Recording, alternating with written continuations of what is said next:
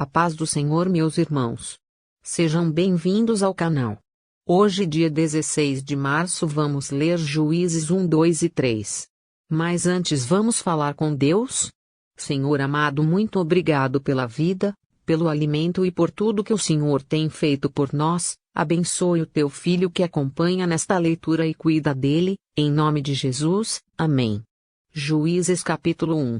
Israel luta contra os restantes cananeus. Depois da morte de Josué, os israelitas perguntaram ao Senhor: quem de nós será o primeiro a atacar os cananeus? O Senhor respondeu: Judá será o primeiro, eu entreguei a terra em suas mãos.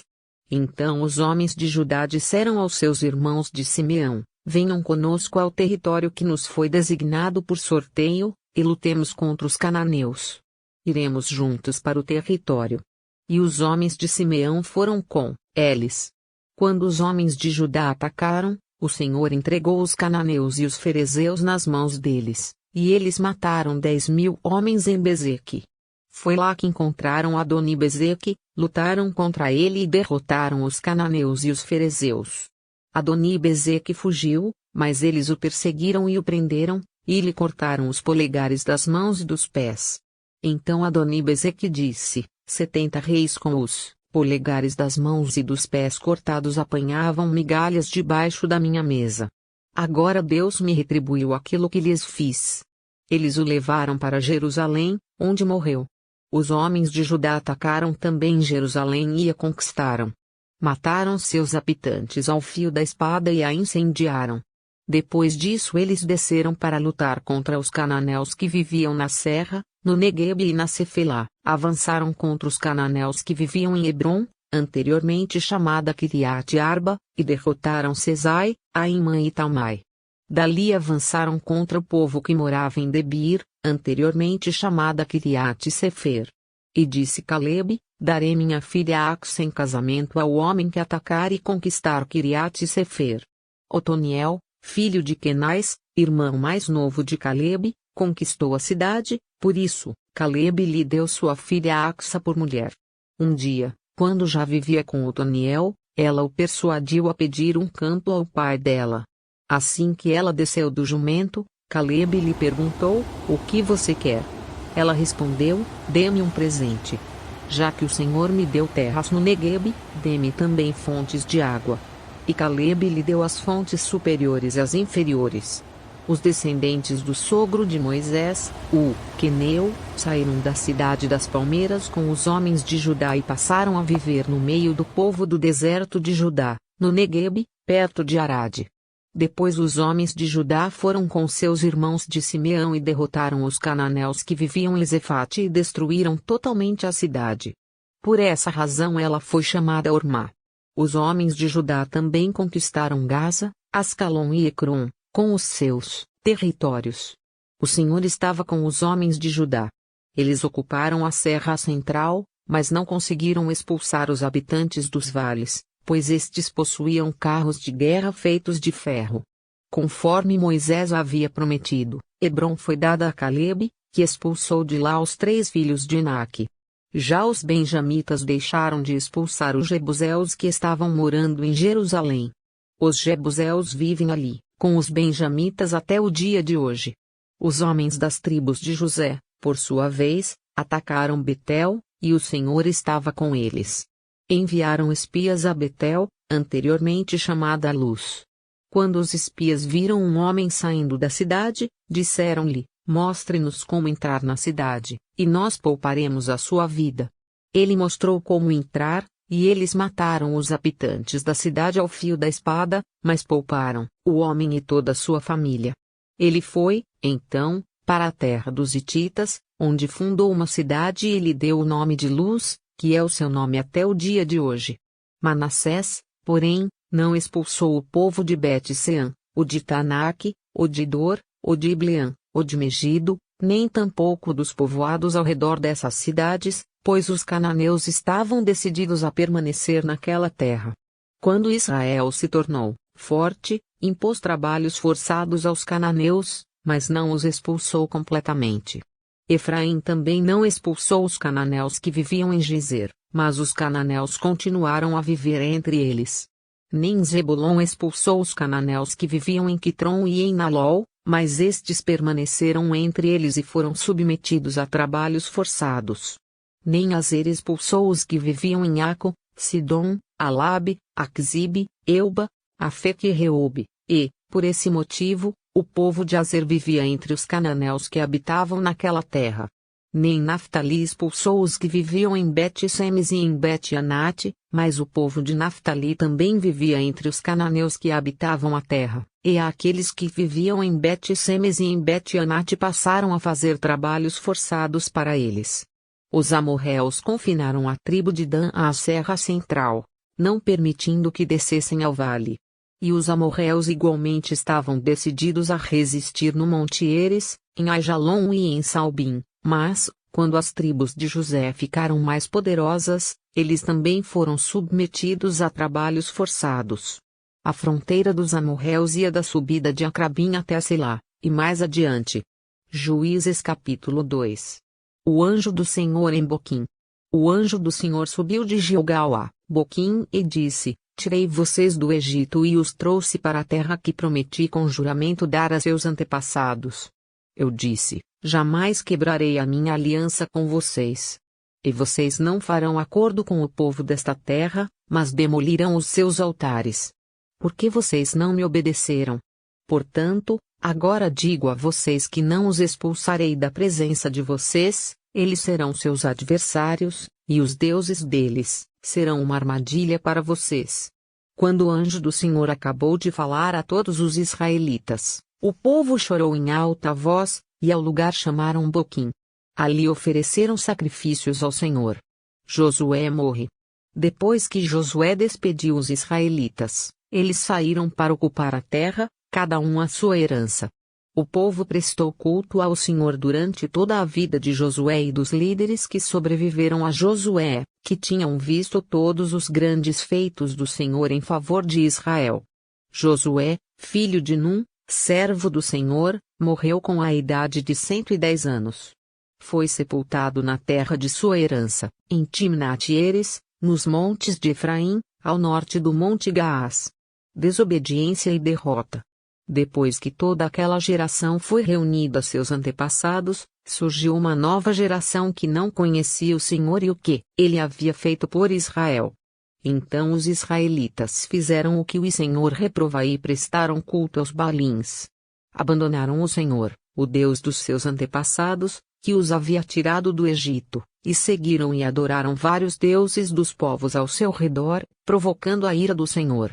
Abandonaram o Senhor e prestaram culto a Baal e a Astarote. A ira do Senhor se acendeu contra Israel, e ele os entregou nas mãos de invasores que os saquearam. Ele os entregou aos inimigos ao seu redor, aos quais já não conseguiam resistir. Sempre que os israelitas saíam para a batalha, a mão do Senhor era contra eles para derrotá-los, conforme havia advertido e jurado a vocês. Grande angústia os dominava. Então o Senhor levantou juízes, que os libertaram das mãos daqueles que os atacavam. Mesmo assim eles não quiseram ouvir os juízes, antes se prostituíram com outros deuses e os adoraram. Ao contrário dos seus antepassados, logo se desviaram do caminho pelo qual os seus antepassados tinham andado, o caminho da obediência aos mandamentos do Senhor. Sempre que o Senhor lhes levantava um juiz, ele estava com o juiz e o salvava das mãos de seus inimigos enquanto o juiz vivia, pois o Senhor tinha misericórdia por causa dos gemidos deles diante daqueles que os oprimiam e os afligiam. Mas, quando o juiz morria, o povo voltava a caminhos ainda piores do que os caminhos dos seus antepassados, seguindo outros deuses, prestando-lhes culto e adorando-os. Recusavam-se a abandonar suas práticas e seu caminho obstinado. Por isso a ira do Senhor acendeu-se contra Israel, e ele disse: Como este povo violou a aliança que fiz com os seus antepassados e não tem ouvido a minha voz, não expulsarei de diante dele nenhuma das nações que Josué deixou quando morreu.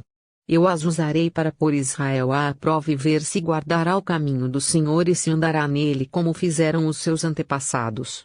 O Senhor havia permitido que essas nações permanecessem, não as expulsou de imediato e não as entregou nas mãos de Josué. Juízes capítulo 3. Os povos que Israel não expulsou. São estas as nações que o Senhor deixou para pôr à prova todos os israelitas que não tinham visto nenhuma das guerras em Canaã. Fez isso apenas para treinar na guerra os descendentes dos israelitas, pois não tinham tido experiência anterior de combate: os 5 governantes dos filisteus, todos os cananeus, os sidônios e os heveus, que viviam nos montes do Líbano, desde o monte Baal-Hermon até Lebo-Amate. Essas nações foram deixadas para que por elas os israelitas fossem postos à prova, se obedeceriam aos mandamentos que o Senhor dera aos seus antepassados por meio de Moisés. Os israelitas viviam entre os cananeus, os hititas, os amorreus, os ferezeus, os heveus e os jebuseus. Tomaram as filhas deles em casamento e deram suas filhas aos filhos deles, e prestaram culto aos deuses deles. Os israelitas fizeram o que o Senhor reprova, pois se esqueceram do Senhor, o seu Deus, e prestaram culto aos Baalins e a Zerá. O juiz Otniel. Acendeu-se a ira do Senhor de tal forma contra Israel que ele os entregou nas mãos de Cuxã-Risataim, rei da Mesopotâmia, por quem os israelitas foram subjugados durante 8 anos. Mas, quando clamaram ao Senhor, ele lhes levantou um libertador, Otoniel, filho de Quenais, o irmão mais novo de Calebe, que os libertou. O Espírito do Senhor veio sobre ele, de modo que liderou Israel e foi à guerra. O Senhor entregou Cuxã-Risataim, rei da Mesopotâmia, nas mãos de Otoniel, que prevaleceu contra ele. E a terra teve paz durante 40 anos, até a morte de Otoniel, filho de Quenaz. Mais uma vez os israelitas fizeram o que o Senhor reprova, e por isso o Senhor deu a Eglon, rei de Moabe, poder sobre Israel. Conseguindo uma aliança com os amonitas e com os amalequitas, Eglon veio e derrotou Israel e conquistou a cidade das palmeiras. Os israelitas ficaram sob o domínio de Eglon, rei de Moabe, durante 18 anos. Eude. Novamente os israelitas clamaram ao Senhor, que lhes deu um libertador chamado Eude, homem canhoto, filho do benjamita Gera. Os israelitas o enviaram com o pagamento de tributos a Eglon, rei de Moabe. Eude havia feito uma espada de 2 gumes, de 45 centímetros de comprimento, e a tinha amarrado na coxa direita, debaixo da roupa. Ele entregou o tributo a Eglon, rei de Moabe, homem muito gordo. Em seguida, Eude mandou embora os carregadores. Junto aos ídolos que estão perto de Gilgal, ele voltou e disse: Tenho uma mensagem secreta para ti, ó rei. O rei respondeu, calado. E todos os seus auxiliares saíram de sua presença. Eude aproximou-se do rei, que estava sentado sozinho na sala superior do palácio de verão, e repetiu: Tenho uma mensagem de Deus para ti.